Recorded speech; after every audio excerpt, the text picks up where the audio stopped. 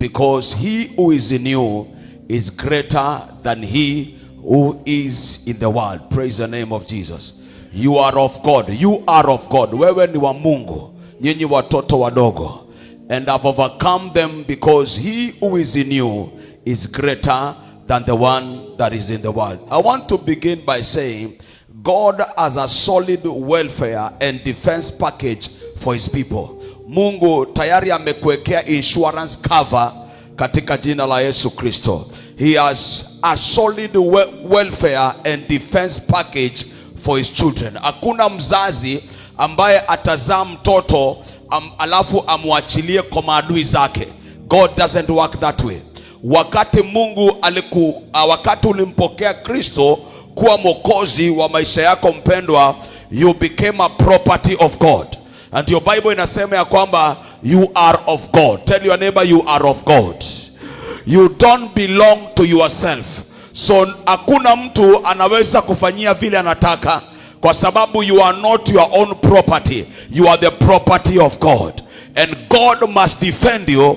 God must fight for you because you belong to him in the name of Jesus Christ. Somebody say amen. Now, what is the meaning of this scripture?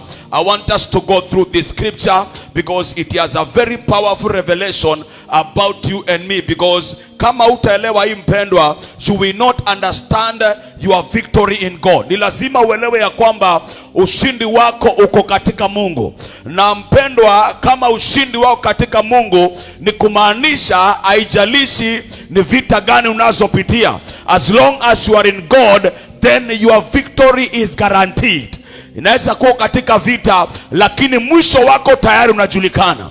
Your destiny is already known. Ya kwamba you are more than a conqueror. You have already overcome the battle. Listen, you are not getting what I'm saying. Unaweza kuwa katika vita, you are still in battle. But according to God, you have already won the battle. Bwana asifiwe sana. Naongea na watu ambao wako hapa na unasikia ni kama vita, unasikia ukate tamaa, lakini nimekuja kuambia mpendwa, kubaliana na bingu vile inasema ya kwamba tayari wewe ni zaidi ya mshindi. Na kama bingu inatangaza ya kwamba wewe ni zaidi ya mshindi, then you are an overcomer in the name of Jesus Christ.